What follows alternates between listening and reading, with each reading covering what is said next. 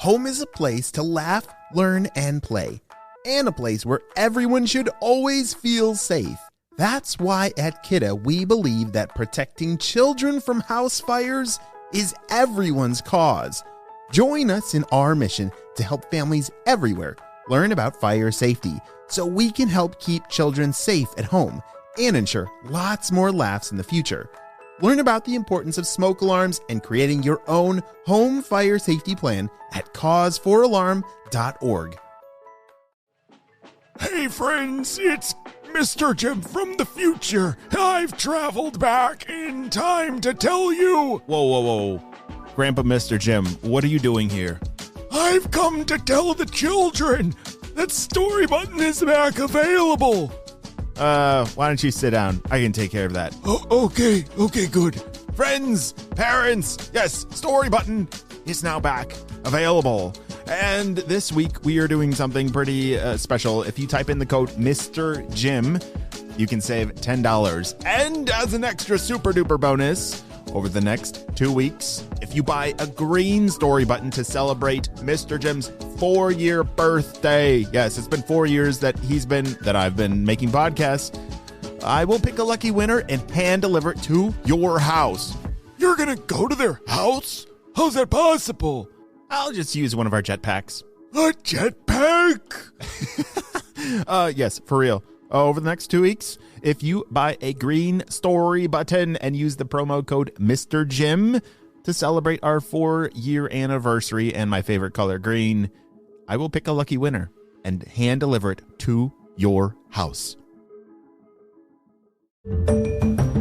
Hello, critter protectors. Mr. Jim here, and welcome to Kids Animal Stories, a place where there's always a mystery and adventure around every single corner. If you love critters of all shapes and sizes, I need you on our Critter Protector team.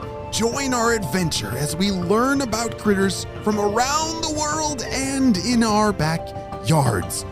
Well, my friends, are you ready for today's adventure? Me too! Let's go!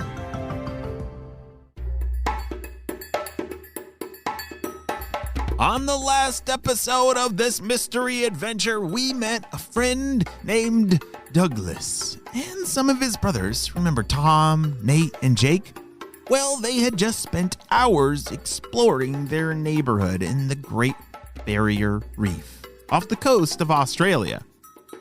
But when they returned back home, things did not seem normal. It was quiet and still. You see, they lived in a place where fish and critters, they would just zoom around. It was kind of like a bustling small town, but it was way too quiet and still. It was usually the sign that something was wrong or something dangerous was nearby.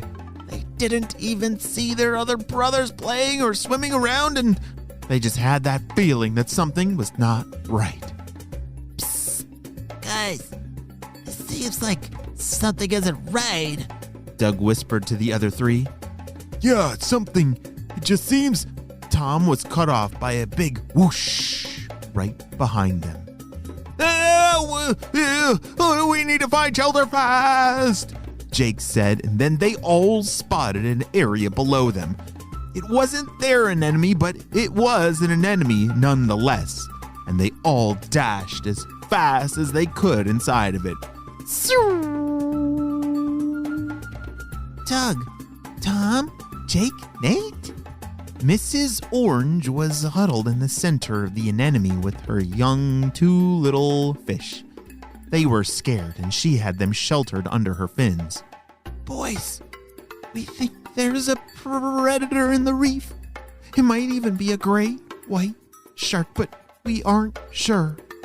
Mrs. Orange was nervous as she talked. Come on, huddle close. It will be okay if we just stay here in the anemone. I bet you have some pretty good guesses about what kind of critter Doug is. One of his very best defenses is his ability to handle the poisonous tentacles of the anemone. Yeah, I was a little confused because if I were to touch an anemone, zap, ouch, that would hurt.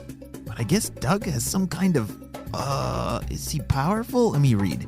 Douglas and his species build up a tolerance to the stings, and they also have a special slimy layer on their scales that keeps them from getting injured from the poisonous stings. It all makes sense. I need to rub slime all over my skin, and then I can touch an anemone, right? No, I don't think that's how it works. Do you think you can rub slime all over your skin and it will protect you from those anemones? That's a hard word to say. Can you say it? Anemone. Oh, I got it. Well, the group huddled together and saw shadows pass right over them, over and over. It almost felt like they were circling.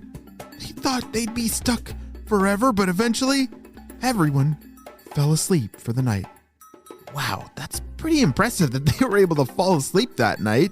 If there was a shark swimming above my head, I don't know if I could fall asleep. What about you? Doug didn't want to sleep because he didn't want to miss something, but there wasn't much he could do. He was also a little worried about his parents, if they were okay, or worried about him. When morning finally came, all was silent.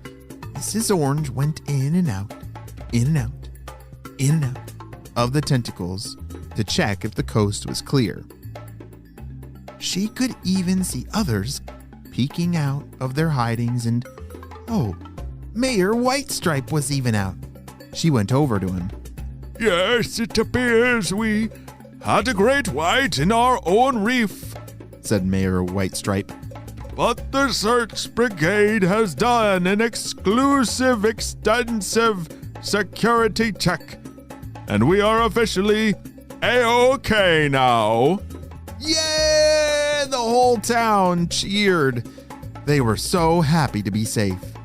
Within the hour, Doug and his brothers were reunited back with their family. The reunion was like a party.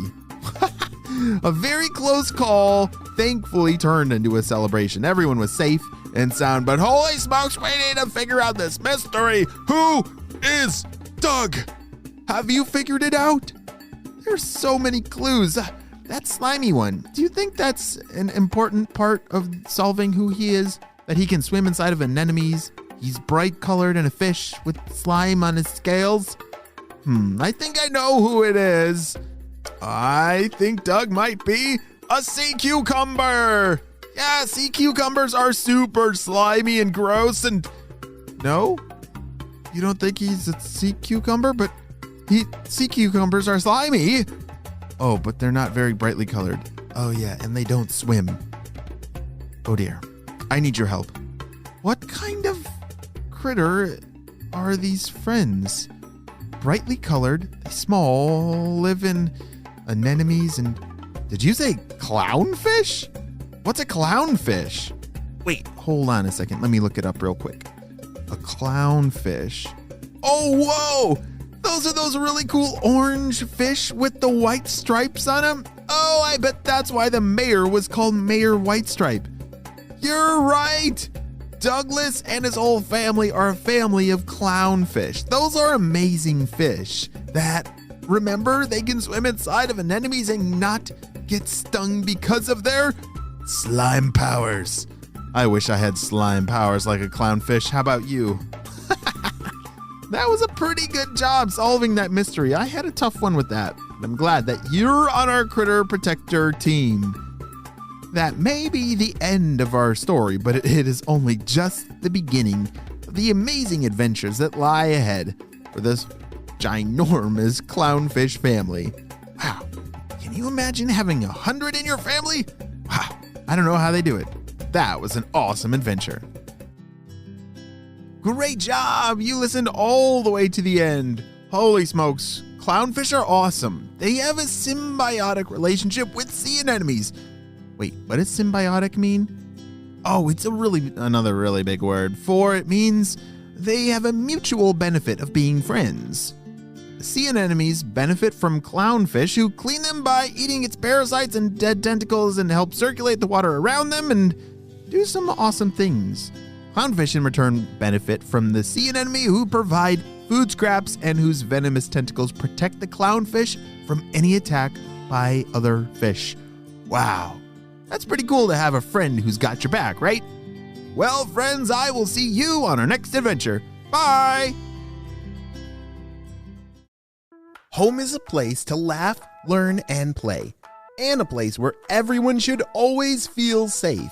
That's why at Kidda we believe that protecting children from house fires is everyone's cause. Join us in our mission to help families everywhere learn about fire safety so we can help keep children safe at home and ensure lots more laughs in the future. Learn about the importance of smoke alarms and creating your own home fire safety plan at cause4alarm.org.